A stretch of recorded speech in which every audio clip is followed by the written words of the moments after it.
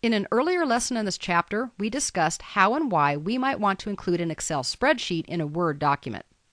Worksheets are powerful tools, but sometimes too much data can be confusing and hard to understand. We know from Excel training that sometimes we need to summarize and visually represent numerical data in something like a chart to help our audience understand it better. It makes sense then that if we might want to use a spreadsheet in our Word documents, we also might want to use a chart. We will not be going into a lot of detail here because in Office 2010, when we work with charts in any of our applications, we're using Excel. If you want to know all of the details of charting, I recommend our Excel 2010 Essentials series. For now, let's just learn how to add Excel charts to Word documents, change the type of chart, and apply a chart style. Some basics, but remember, for more details, please refer to the Excel series itself. Well, the first thing we need to do is we need to find a place that a chart may be appropriate. And I think I know of one. Let's go ahead and press Control-End to move to the end of our document. And then let's scroll up just a little bit, above the point where we were talking about our budget. Just above that, yes, we do have one of my wonderful placeholders that says Chart, so that lets us know this is where we want to be.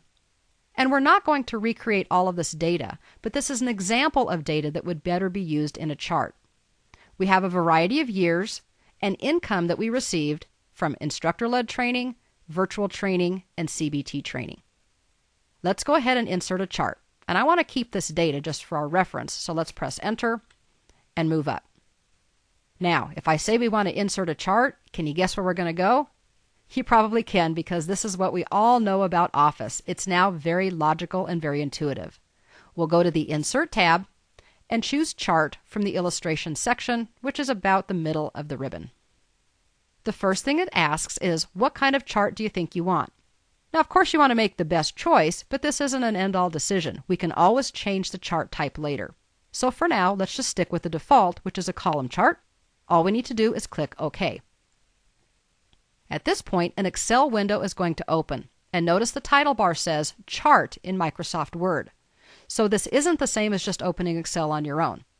It also, by default, gives us some default data to work with. Series 123, Category 1234. Well, that's not very exciting. And again, we're not going to spend a lot of time typing here, but I just want to show you the basics. Let's enter 2002 and 2011.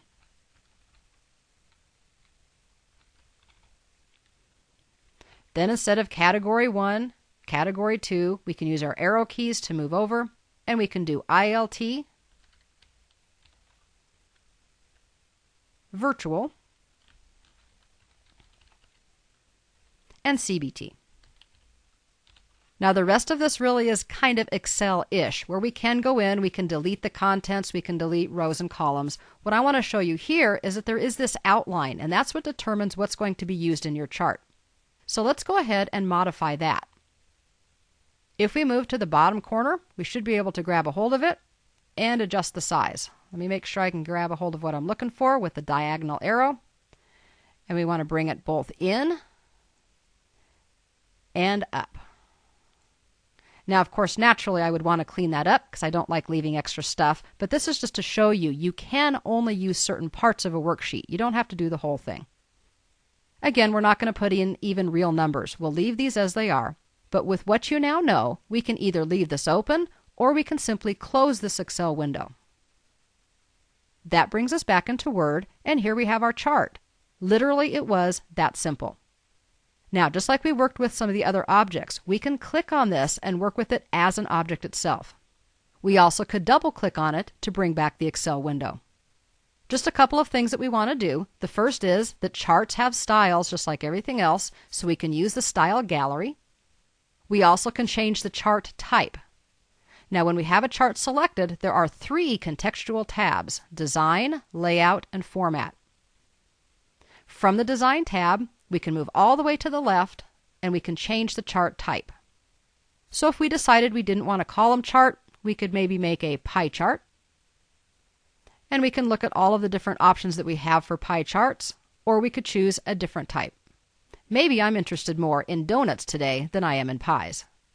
Let's select a donut chart, just give it a double click, and now we're seeing the information organized that way. So again, there are an awful lot of options that we have with charting, but now you know how you can insert them, add some data using an Excel spreadsheet, and then continue to use the Excel features to modify the formatting as well as the chart type itself. In addition to double-clicking, let me just remind you that you can also click the Edit Data button that will bring back the Excel worksheet. Since at this point in our training, we're not trying to overwhelm you with features, but remind you of the commonalities, remember that just like we could insert existing spreadsheet data using our Object command from the Home tab, we can do the same thing here. By choosing Insert Object from File, we can choose to use an existing chart that's already in Excel. So either way you work with it, it's still going to be okay. The important thing to know is that yes, there are a lot of fun and useful things that we can do with charts. That's why we have the full Excel course, or at least a chapter in that series on charting.